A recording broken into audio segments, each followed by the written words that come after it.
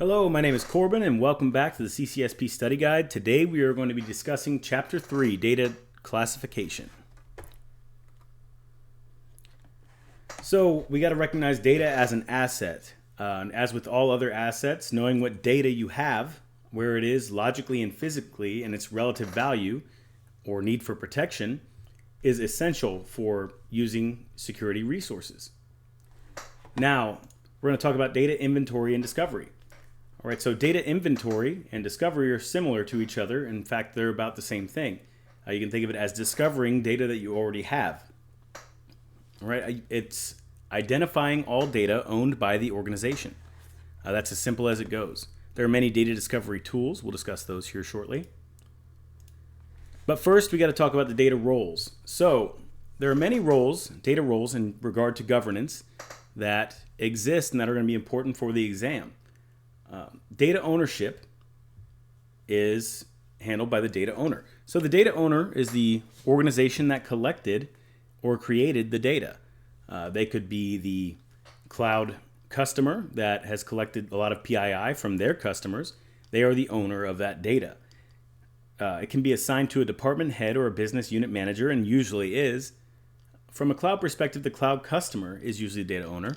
As we've said, many international treaties and frameworks refer to the data owner as data controller.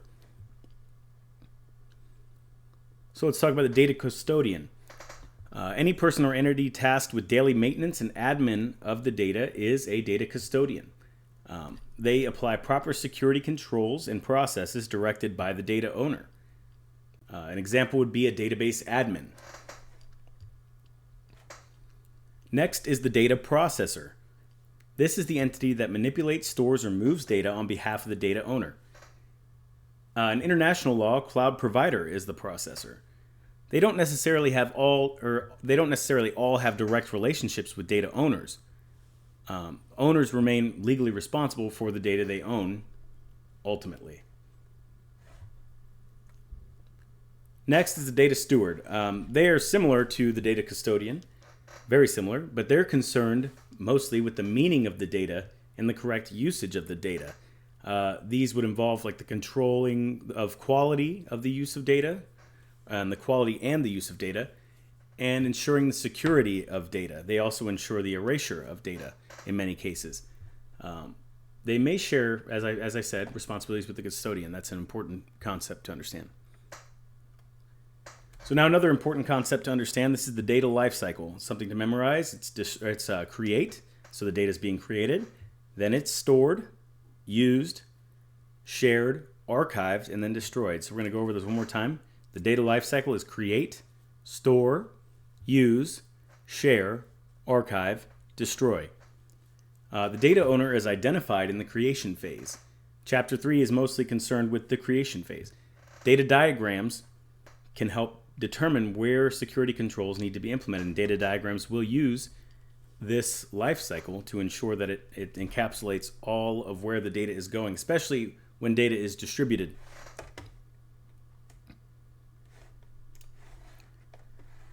So let's start with data categorization. This is conducted by the data owner in the creation phase. It should be enforced uniformly.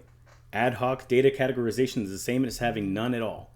So there should be a uniform standard in order to categorize data that's used normally. Data categorization is used to ensure regulatory compliance, business function, or you can use it in a function that stays with regulatory compliance. You can use compliance as a categorization measure, to be clear.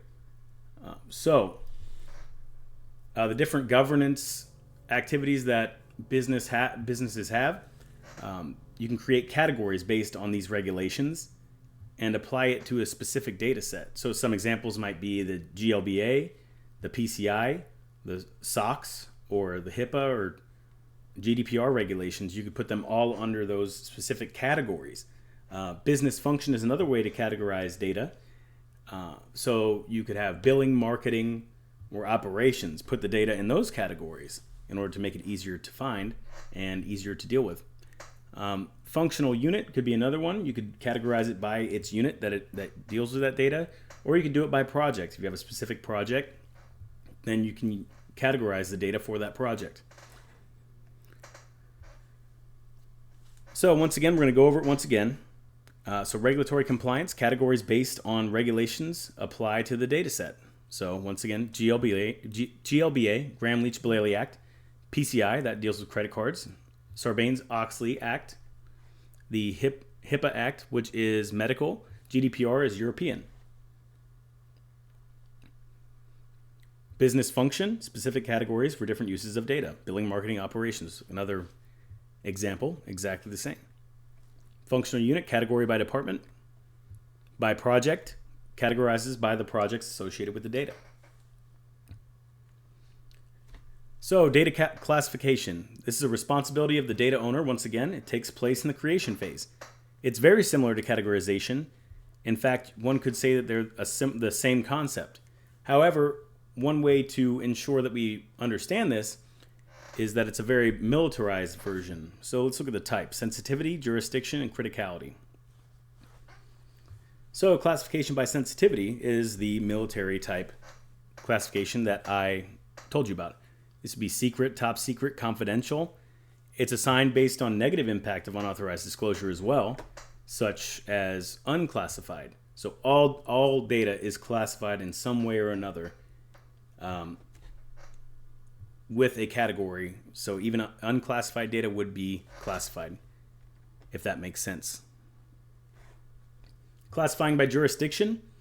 Jurisdiction would involve PII, personally identifiable information, which is governed by different geophysical locations. So you would classify by jurisdiction to ensure that you're in compliance with those jurisdictions. And classification by criticality. This data with high impact might be classified distinct from other data. The business impact analysis helps determine the criticality and allows for you to easily classify it by that denominator. So data mapping. Data mapping is a form of data discovery. It involves the translation and normalization of data between departments or organizations, and it's necessary so that both parties recognize the classification of data and protect it as necessary. Data labeling is conducted during the creation phase as well. Labeling can remind the user of sensitivity, but also lets others who see it know potential value, other parties, or malicious actors. So that's the downside, is that anyone who sees it automatically knows of its potential value. If you know a red envelope is classified, and you see a red envelope there, you know that that is a classified envelope, and you should be cognizant of that if you are both good or bad. Same thing happens in data labeling. It should be evident and communicate important concepts about the data while not disclosing the data it describes. So that's another very important concept. It should include, and I'm going to repeat this twice, the date of creation, the date of scheduled disposal, the confidentiality level, handling directions, dissemination instructions, access limitations, the source, the jurisdiction, and the applicable regulation. So data labeling will give you all the information you need without divulging the inside of the document, right? So you need the date of creation. You know when it was created. You may need to know when it's scheduled to be disposed of so that it's disposed of properly. You need to know the confidentiality level. That's an important part of labeling, so you know exactly how confidential that data is. You need to know how to handle the data, handling directions. You need to know who can hear the data, dissemination instructions. You need to know access limitations. Once again, who can access this? Shall we disseminate? We must disseminate it to these people, and we can't let these people access, right? We need to know the source of the data, the jurisdiction that applies, and of course, the jurisdiction begs for the applicable regulation. So as far as data discovery goes, we create an initial inventory of the data.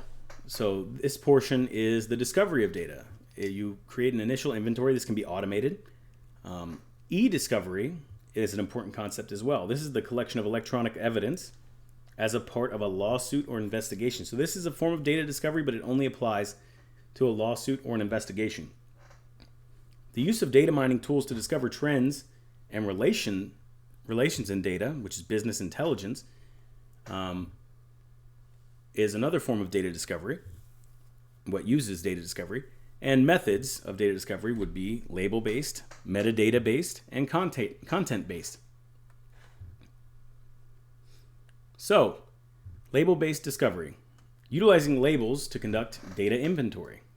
Good labeling practices are required for this to work. So those labels, that data labeling practice we were talking about earlier, we need those labels to be good so that we can start to categorize data and classify data once we discover the data using labels. Useful in response to a mandate with a specific purpose.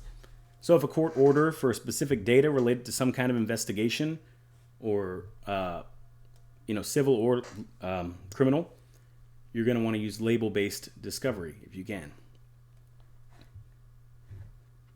Metadata-based discovery.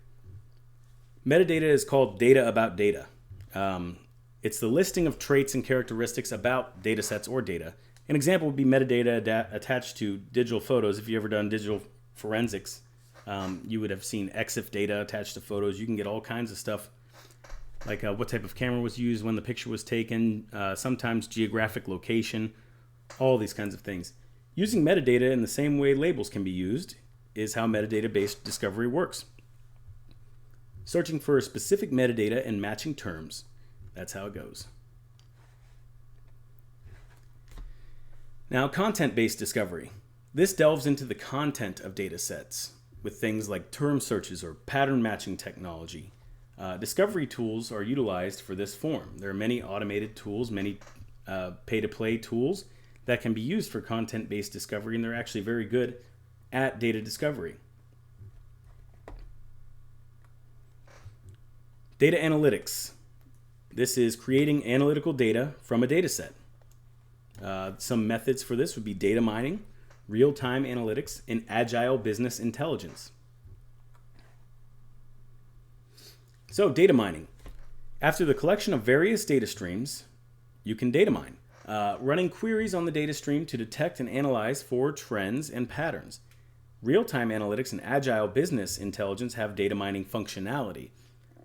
So in the process of data mining, you will have data sets and they will be analyzed for those trends and patterns. And you can use those trends and patterns as a separate set of data to make business decisions on.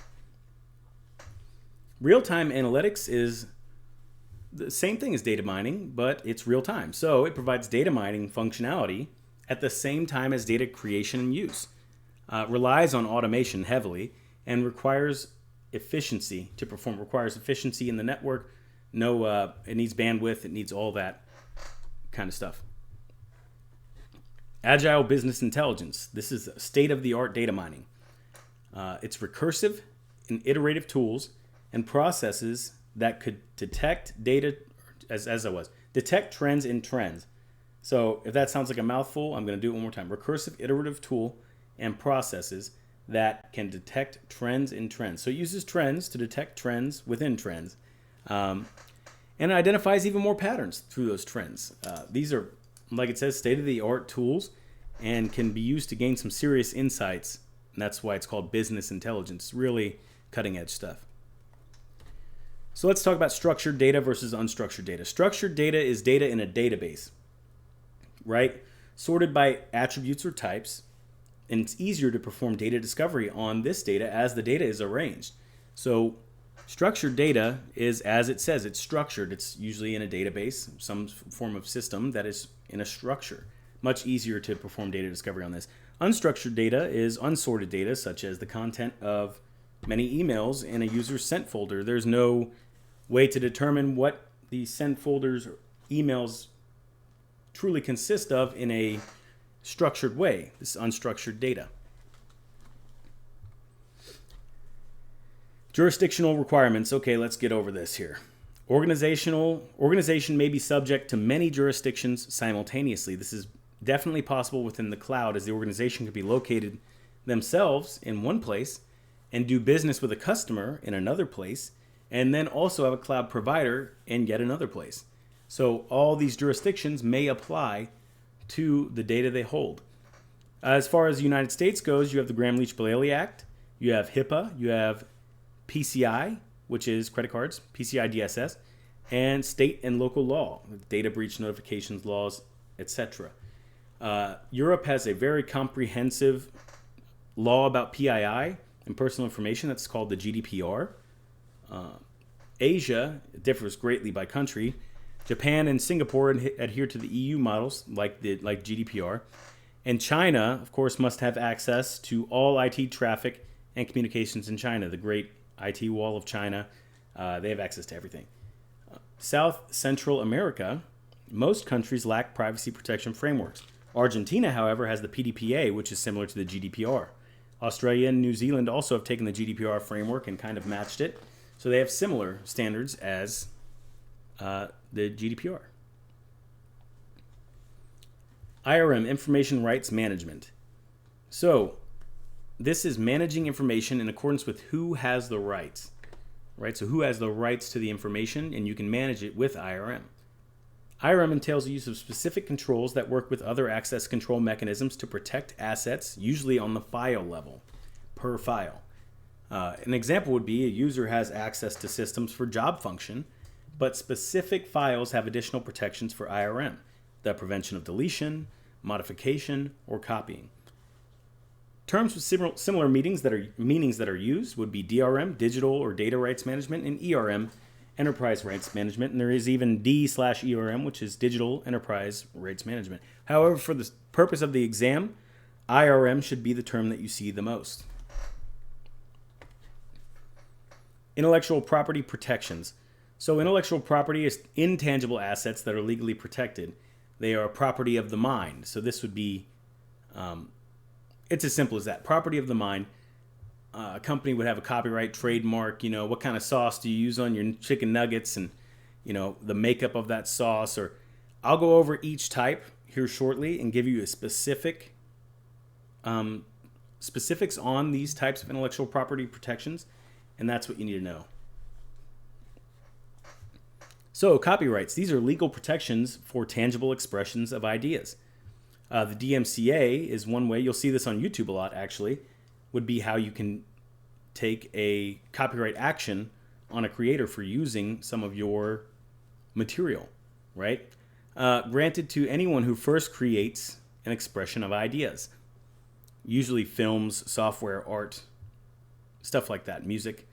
Does not include titles of works. So you could still make a movie called Star Wars if it doesn't have anything to do, any characters, any of the concepts of actual Star Wars.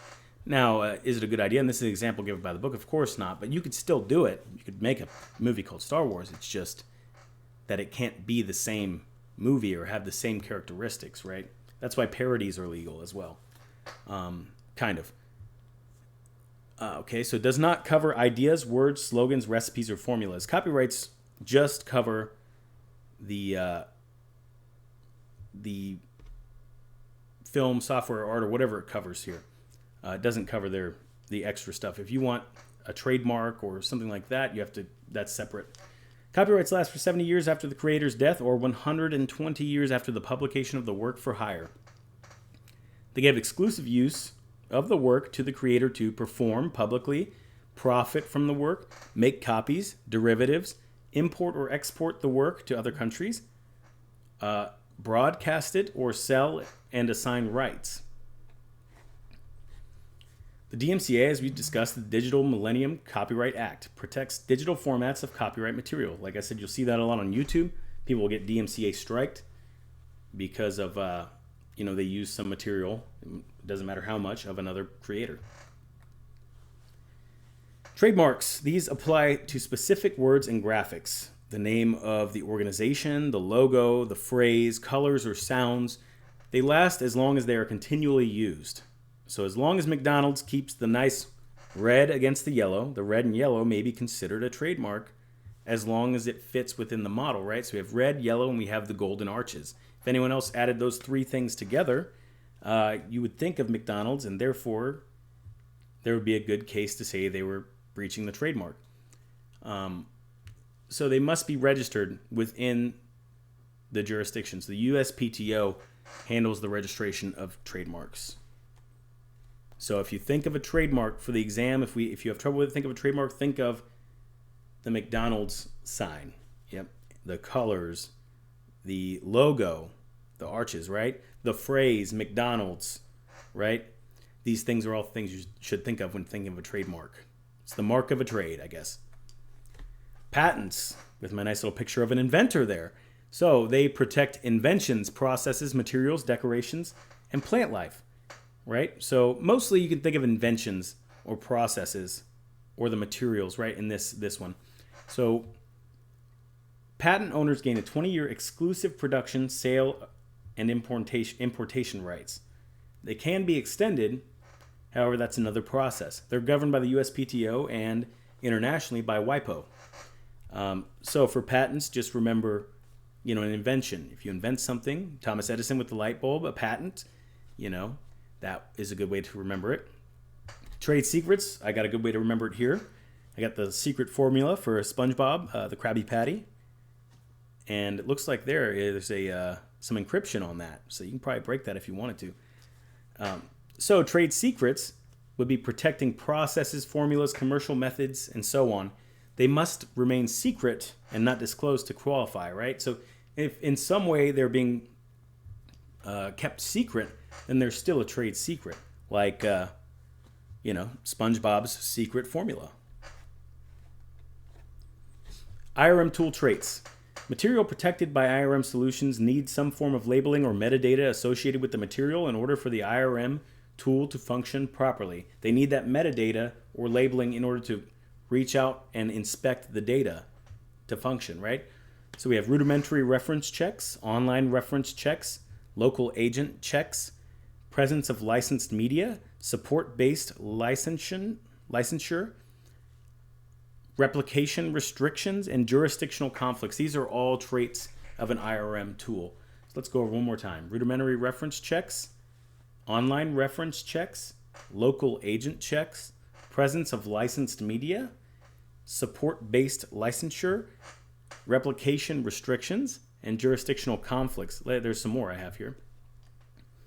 Agent enterprise conflicts, mapping IAM and IRM, API conflicts, dynamic policy control, continuous auditing, persistent protection, automatic expiration, remote rights revocation. All of these you can look into yourself. But what I recommend is just you can screenshot this slide and the last slide and look into them individually. It's a lot of tool traits, but you're going to need to know these traits for the exam. As far as data management or data control, you're going to need to have data management policies. These policies will ensure that the data is managed properly. Overarching policy, this is a policy over the data management policy. Data management is specific to data management. Overarching policy is an overall policy for the organization. And then specific policy. Data retention policy would be one. Audit policy or disposal. We'll go over each of those types of policies here shortly. All right, so as far as data retention, this addresses the archiving phase of the data lifecycle. So you need strong, coherent policy for data retention. This will include retention periods. How long do we keep the data?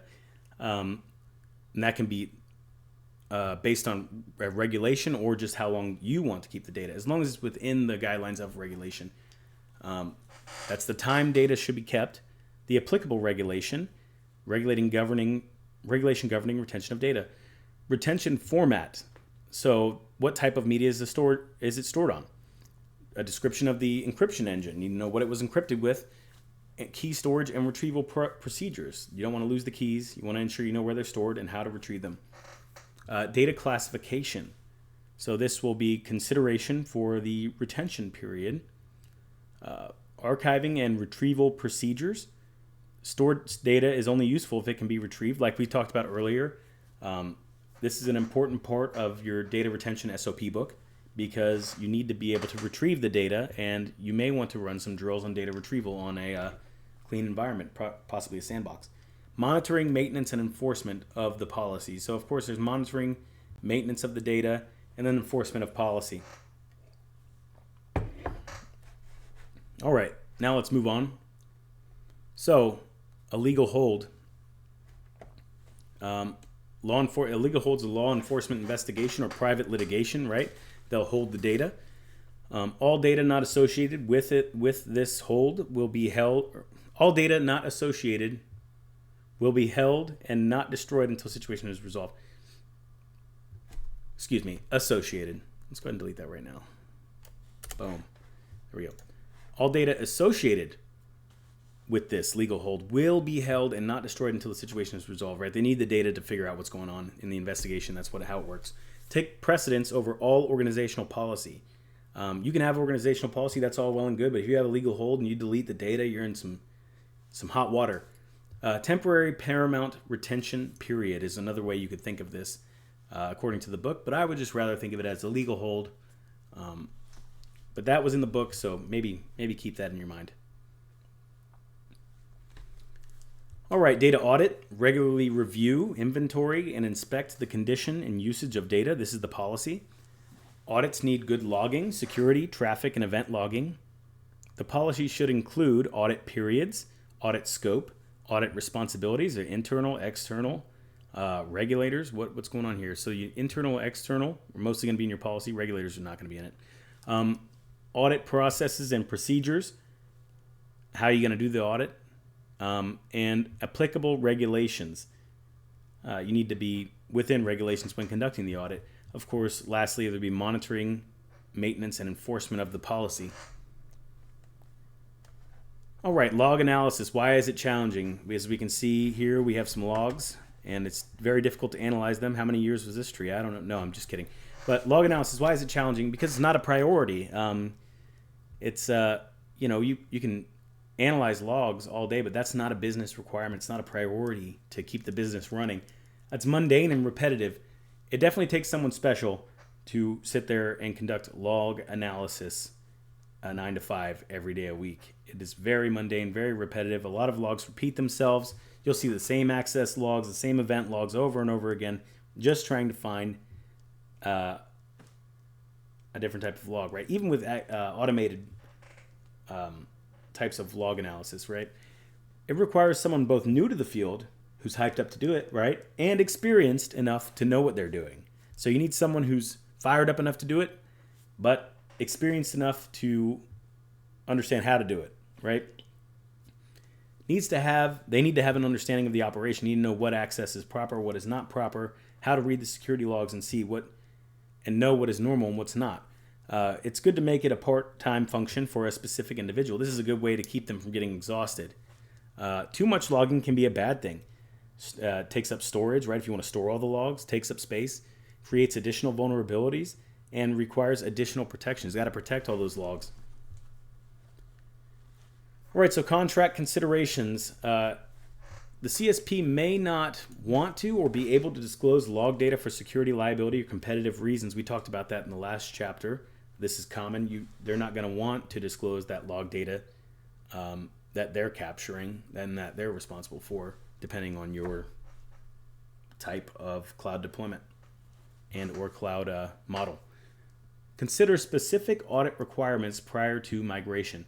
So definitely when conducting the negotiations, the SLA, service level agreement, you're going to want to consider specific audit requirements prior to migration. Do you want a SOC level 3, type 3, or a SOC level 3 or whatever it is? Excuse me. And definitely discuss the specific audit requirements. Data audit policy addresses all phases of the data lifecycle because it definitely addresses all phases. You can audit the creation, you can audit all of it. All of it is within the audit policy. Data destruction, physical destruction of media and hardware. There's the old beating, drilling, and grinding. So you can definitely destroy stuff by beating it, drilling, and grinding it, and testing if it works afterwards. But you're going to have to you can actually get this done by a professional organization and get a sort of certification of destruction. This is, of course, the preferred method, but we'll talk about that here shortly. Degaussing is magnetic field erasure. This is yet another way to destroy data. Overriding is passing over the area where data resides with random characters. Not effective for solid-state drives. You can do this with zeroing as well, passing over with zeros. As far as crypto shredding, cryptographic erasure, this is encrypting data when or encrypting data, right? And then encrypting the keys for that encryption with a different encryption engine. And then you destroy the keys after that second round, right? Effectively making the data unobtainable. So it's shredding the data cryptographically. So remember that one for the exam, crypto shredding, cryptographic erasure. We're going to discuss the considerations for the cloud here. Obviously, physical destruction is out of the question for the customer. You're not going to walk in there and smash the server up. You know, that was kind of funny for me. But yes, physical destruction is out of the question for the customer. Overriding is definitely not practical in a multi-tenant environment. Crypto shredding is the only valid method. Crypto shredding or cryptographic erasure is the only valid method for proper destruction of data in the cloud. So if it's done correctly, there should be no data remnants.